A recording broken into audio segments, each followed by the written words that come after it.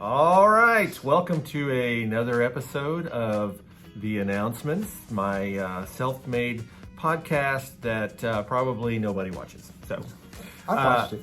Thank you. I do try to stick to around 15 minutes. My last one was a little bit longer. We may talk the rest of the afternoon. We don't know. All right. I have with me today Dr. Fred Czerwonka. Usually I start off with, tell me a little bit about yourself, a little 60-second biography. Ready for that? Yeah, let's do that first. I think you and I met in 2003. Wow. 22 years ago. Well, I have a little add-on story to that, but go ahead. Let's see. Brad and I worked together at West Plains Middle School. Have had the great privilege of working with Dr. Owens and his wonderful wife, Miss Holly. But met in 2003 and have known each other amongst many school districts throughout our careers. Yep. Was a high school teacher. I was a special ed teacher, middle school principal, high school principal, assistant superintendent throughout my career. Retired from that in 2018. Okay. Also, college. You taught college classes. Yeah, college professor for 15 years. You have been a mover, like you Mover, moved, yes. moved furniture I'm and a professional mover that yes. will come help me. Yeah, right. So what I was going to say about you said that we've known each other since 2003. Actually, and I don't know if you remember this, but I applied for a job in Alton in 2001, and I applied for a elementary job. Right. I went out, I interviewed and everything. Keith Combs, I think, was the principal. I interviewed with Keith. Turns out the person who was vacating the position decided not to leave. She got an e-men's classroom or something and decided to stay. Her name was Julie Williams. Yeah. Anyway, she screwed me out of a job. However, the job that she didn't take in West Plains came available, and that was a computer lab job, which I took that job. But after I had this interview, I got home from school one day and my wife says that she got a call from some guy named Fred Czerwonka and was asking if I wanted to teach high school math. He didn't know my math skills back then. I, of course, said, heck no, and we didn't actually meet until 2003. But you did talk to my wife on the phone, at least in 2001. So, wow. I forgot that conversation. That's the story. Well, you know. She said no. Yeah. So, no, he doesn't want to teach math. All right, so joke of the day. I got a new pen that can write underwater. Well, it can write other words too, but it writes the word underwater. But that was pretty funny. I'm going to let you talk about weird facts. Weird facts. One thing I mentioned as I was transitioning that story a while ago, went from school administrator. I was a VP of HR for a company for 5 years, and now I get to fly airplanes all over the world. Yes, because you are a pilot. Yes, I fly for American. Just was an ambitious career. So my weird fact is there are more airplanes in the ocean than there are boats in the sky. The jokes just don't stop. The jokes keep coming. More airplanes in the ocean than there are boats in the sky. So use that one too if you guys want. So it's not a typical career path for someone to go from working at a school to being a pilot. So how did you decide to do that? Started in 2013 when we were working together in north of Kansas City and had kids in Searcy, Arkansas and Huntsville, Alabama, and couldn't get there to see them on a weekend. And so from there, I had a friend who said, hey, why don't you just go learn to fly and do it yourself? So did that, 2013, started flying, and just flew myself all over from as far south as Key West, as far north as Oshkosh, Wisconsin, as far west as Denver, and as far east as Columbia, South Carolina, and everywhere in between. Wow. And just have flown, now 10 years, 11, 12, 13 years. And it was about a year and a half ago, was in Dallas visiting our daughter, and grandkids in Dallas, grandkids in Huntsville, and grandkids in North Little Rock. And my daughter says, well, Dad, why don't you just move here? You got all the ratings and everything you need. So I applied, and that friend who encouraged me in 2013 encouraged me again, and was able to get on and start flying. And that is the beautiful thing about the retirement system for teachers. Yes. At least in Missouri. I don't know about it everywhere because I have talked to people in other states that are like, how do you, I mean, they don't have the wonderful retirement system we do in Missouri. But you can retire at a pretty young age and then do something totally different, like pilot and amateur podcaster. So, I mean, you know, you can do whatever your heart desires. Yep. So, okay, so one thing that I like to talk about here is I like to ask people who their Mount Rushmore is, right? So you're 4 people. Some people fudge and do a little bit, few more. 4 people, edu-hero, colleague, mentor, and a non-educator. So who are the people who would be on your Mount Rushmore? Oh, I'm going to fudge a little more. I always say, who's your 8? 8, okay. And the reason is, it's not to be morbid, but on your last day, when you're taking your last breath and you're in the hospital, that hospital bed will fit about 8 people around it. Mm-hmm. And so I always say, who's the 8 people that you want there around your bed? Okay. And so I think I had so many. One is my wife, Wendy. She was an educator. That was her career, poured her whole soul into that a lot. Yeah. I think of Holly. Holly, I got the opportunity to work with her multiple times, and just I think of you. I think of Dr. John Mulford, who you know well, and Dr. Judy Williams. Need to get John Mulford on the show. Need to get Wendy on the show. Yeah, yes. You've had Dr. Julie Williams. She was our daughter's 3rd grade e-mints teacher. Yeah. That position. Yep. Third grade e-mints in Alton, Missouri. Yes. That got you where you are today. Yep. Look at that. Yep. Look at what that no did. I think of Dr. Seth Huddleston, Dr. Jay Wong, so many to list, but I would say their core value of those edu heroes is they love kids. They love to see kids succeed, and they would do anything they can to help a kid succeed. So that was one thing that made me think of the edu hero. Edu hero. With a K. What about a colleague? Oh, colleague, I kind of listed 3. One I had for education is Dr. Joby Holland, who was superintendent up in Windsor, St. Louis. But I've known him, now 26 years, 27 years, longer than that. Great educator, great man. The other one I thought of was Andy Condi in business. I got to work with him quite a bit and learned a lot of business strategy from him. And then in aviation, probably 2. One is a good brother, good friend, Captain Chris Schmidt, and then Captain Bill Campbell, both good guys that would do anything for you. Yeah. So how do you get to be a captain? To be a captain at the airlines, you have to have so many hours. And go through flying hours? Flying hours, yes. Good point. Flying hours. At least 1,000 flying hours of jet aircraft for airline. All right, so if I take a flight and I'm in Springfield and I fly to Dallas, how many hours is that? Hour and a half. Hour and a half. So I need to do that like 1,000 times. Yes. Yeah. Wow. Yes. And by the way, we're going to go to Dallas this afternoon from Springfield if you want to hop on. Well, let me just tell you, you don't need any hours to run a podcast. You can do that with no experience. All right. One mentor. Oh, again, I picked more than one, but I picked my kids, Cameron, Kelby, and Kale.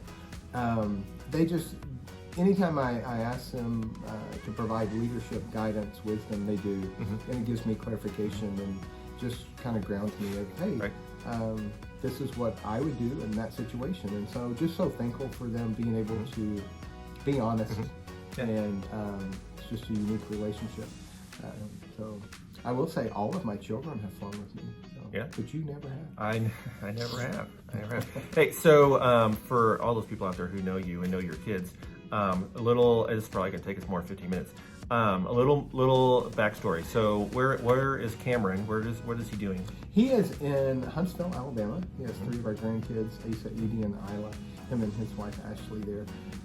He is a project manager, software developer for unmanned air vehicles. Okay. What about Kelby? Kelby is in Dallas, Texas.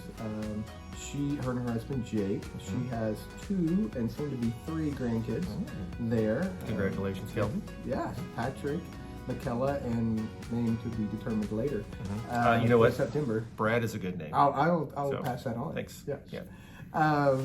And she's a senior talent acquisition manager at Southwest Airlines.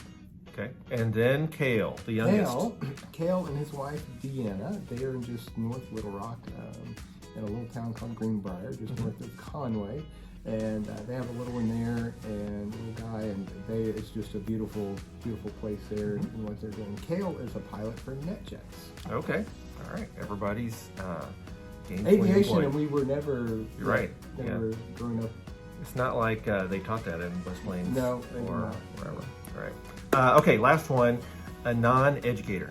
Non-educator, I listed a good man named Ricky Johnson. He has since passed, but Ricky was one that I always use this analogy. You could call him at 2 in the morning and say, hey, I'm broke down the side of the road, and he would say, hey, I'm putting my shoes on, I'll be right there. And it didn't matter what it was. I'd call him on how to fix a light switch or how to build something or work on a car. He was just always one that was always there to get his hands dirty and help you. Awesome. All right, so that's your Mount Rushmore. I have on here, what's the weirdest thing that's happened to you as a principal? As a principal, ooh. And I don't want to sort of fill in your thing for you, but one of my greatest memories as an assistant principal working with you is when we would ride around in my car and listen to Strawberry Shortcake CDs while we took kids home from school. Yes. So if you have a kid who's being a real, just a super big turd, and you need to take him home because he can't be at school anymore, put him in the car, put on Strawberry Shortcake, and play it as loud as you can while you take them home, because they hate that. Oh, yeah. And so that was one of my fondest memories. I Not weird, remember, but fun. one called the Power Wedgie that was pretty unique, Oh. pretty powerful. That was before I was CPI trained. Yeah. So that's a way to get kids. That's to come. one way to get kids to move the way you want them to move, is the super atomic power wedgie. And that is not what this show is about. No. So I did put a couple of quotes in here. I pulled from Ted Lasso because that's a good one. Taking on a challenge is a lot like riding a horse. If you're comfortable while you're doing it, you're probably doing it wrong. And then the last one is from the ever-wise Bob Marley. I don't know if he was wise or not, but He said a lot of good things. he did. Open your eyes, look within. Are you satisfied with the life you are living? And I thought both of those kind of led into the topic that we were going to talk about today, which was ambition. And just ambition. So what I always try to do 3 things. What is it? What does it look like? And how do I do it if I'm trying to be a leader? And so what is ambition? When I read that, I think of ambition as being a goal. You set a goal to do something, whatever it is. Teaching your kid to tie their shoes, ride their bike, losing weight, being fit. And I just, throughout my life, I've always been very goal-oriented, and I set goals and work towards getting them. Yeah. One of my goals, one of my ambitions is to have the most Chick-fil-A points of anybody. How you doing that? I'm well over 120,000. So I know where we may go for lunch then. that sounds like a great plan. All right. So ambition. What does that look like? I think it's a compound effect of small steps that you take every day towards that goal.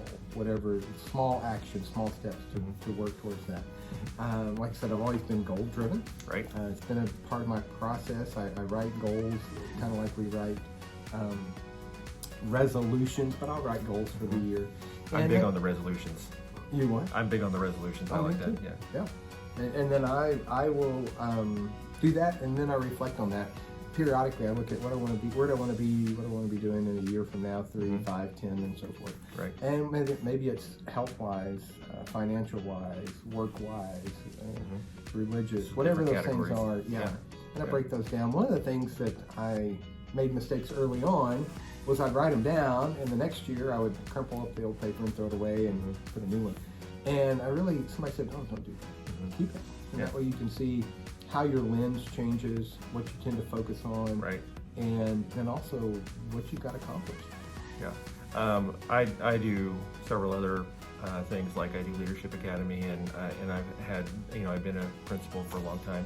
And a lot of times we get wrapped up in how far we need to go, what we're trying to accomplish or whatever, how far away we are from that. But we don't often take time to think about how far we've come. And so I think that's a great illustration of that. If you keep those notes and look back on them, you can see, I was here, now I've moved forward. So. Yep, absolutely. Last thing, how do I do it? So if I'm a leader, how do I have ambition? How do I be a goal setter and follow through on that? Following through that's one of my struggles. So I remember doing a little Colby test. yeah. I would say, one of the things I put in here was don't put the key to your success in somebody else's pocket. That's a good quote. Yeah. It's up to you. Did you make that up? Nope, I did not. I copied it. Okay. Nobody can do your push-ups for you. You've got to go out and do it yourself. Make a plan, and then another one I put in there is don't give somebody else the paintbrush to paint your picture. Yeah, I like that too. Yeah. Always learning, always moving forward. You have to take a step and another step and another step. And I share that because whatever you want to do, make a plan to get there because the time's going to pass anyway. And if you'll make that plan and take action, when the time passes, you're like, hey, I made it. And then you might be a pilot. Yeah. Or a master pickleballer. Oh, yeah. I tell people, I played pickleball in college, but also I played in a league in 2013. Do you remember who I played in a league with?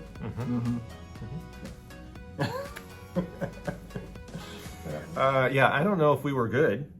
I don't remember. We had fun. I don't remember how we did, but we won some. Yeah, we lost a lot. Yeah, but we won some. Pickleball's fun. Yeah, it's fun. I haven't played it in a while, so we need to get together and play some pickleball, and then I can be a pickleballing podcaster. Oh, yes. Yeah. All right. Hey, so anything else to add about ambition or? Just my goal has always been their success because if I can help them accomplish their goals, I get to accomplish. Yeah, I think that's the hard thing is you want to be ambitious and you want to have goals, and like if you're leading an organization, how do you get other people to want to follow those same goals and be ambitious, and how do you give them the tools and help them develop their skill set to make them successful?